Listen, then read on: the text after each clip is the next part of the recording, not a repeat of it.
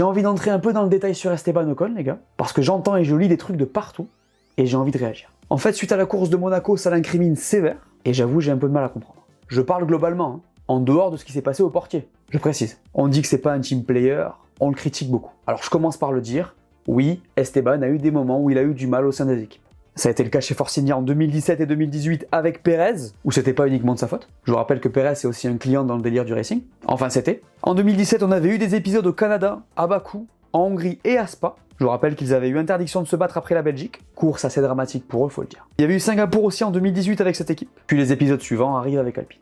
Jeddah, Hongrie et Brésil 2022 avec Alonso, qui avait eu beaucoup de mal avec le comportement d'Esteban si on se base sur ses déclats. Il considérait sûrement être mal payé vu qu'il lui avait permis de gagner en Hongrie en 2021, et donc ce que vous voyez avec son coéquipier actuel en ce moment. Ceci étant dit, est-ce qu'on ne confond pas la F1 et le karting?